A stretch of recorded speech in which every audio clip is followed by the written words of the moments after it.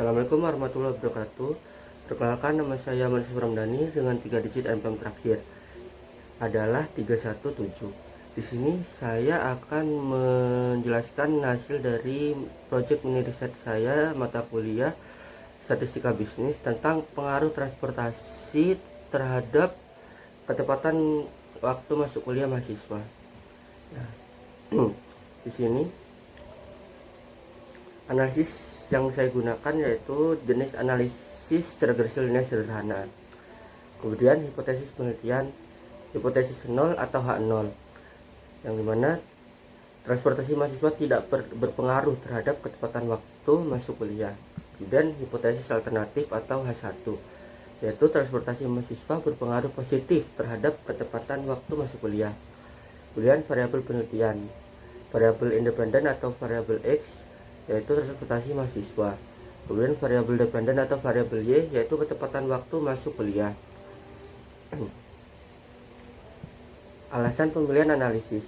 Di sini alasan saya memilih analisis regresi linear sederhana karena penelitian ini bertujuan untuk mengetahui pengaruh suatu variabel bebas, yaitu transportasi mahasiswa, terhadap satu variabel terikat, yaitu ketepatan waktu masuk kuliah dengan data berbentuk numerik. Metode ini sesuai dengan materi inti mata kuliah statistik bisnis dan mudah diaplikasikan menggunakan software seperti Excel atau SPSS. Teknik pengambilan data. Di sini saya menggunakan populasi seluruh mahasiswa aktif yang berasal dari beberapa perguruan tinggi.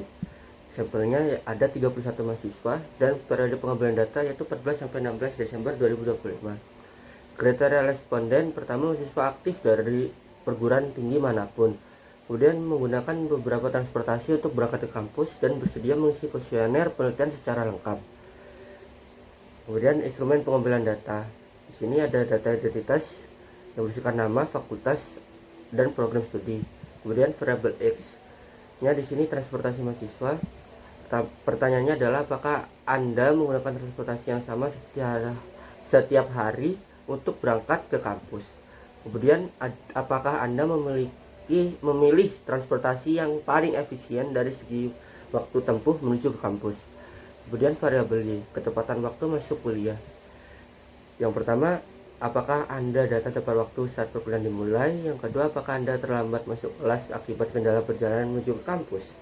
Kemudian jenis data yang saya gunakan yaitu data primer yang dikumpulkan melalui Google Form.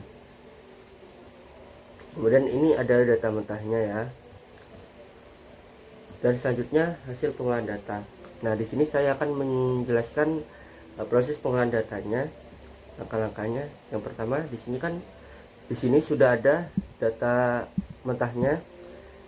Kemudian kita ke menu data ya. Kita masuk ke data analis. Kemudian kita pilih regression. Oke. Nah, kita input variabel Y terlebih dahulu. Semua variabel Y kita input dan kemudian kita input variabel X nya. Setelah itu kita confidence levelnya di sini 95% ya. Output range nya kita atur di sini saja.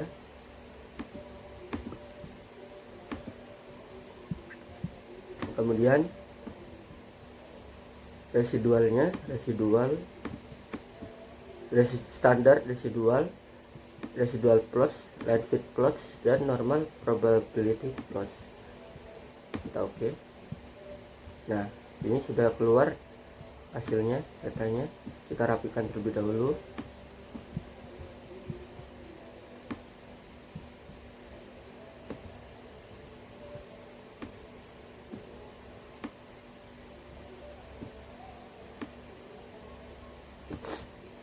Kemudian kita mencari histogramnya ya. Histogram. Oke. Di sini kita input data variabel Y. Selanjutnya output range kita taruh di sini.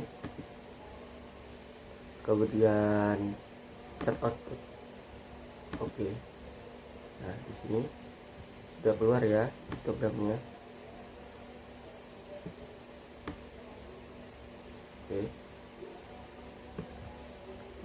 kita lanjut ke pembahasannya. Di sini sudah terpampang hasil pengolahan datanya. Kemudian ada hasil interpretasi data. Berdasarkan hasil analisis regresi linear sederhana yang saya lakukan untuk mengetahui pengaruh transportasi mahasiswa terhadap ketepatan waktu masuk kuliah, diperoleh persamaan regresi yaitu Y sama dengan 3,054 plus 0,341X. Di mana persamaan regresi tersebut menunjukkan bahwa transportasi mahasiswa memiliki hubungan positif terhadap ketepatan waktu masuk kuliah. Artinya, semakin baik atau semakin efektif transportasi yang digunakan mahasiswa, maka kecenderungan mahasiswa untuk masuk kuliah tepat waktu juga akan meningkat. Nilai konstanta. Nah, di sini nilai konstantanya sebesar 3,054 menunjukkan bahwa apabila variabel transportasi mahasiswa dianggap bernilai 0, maka tingkat ketepatan waktu masuk kuliah berada pada angka 3,054.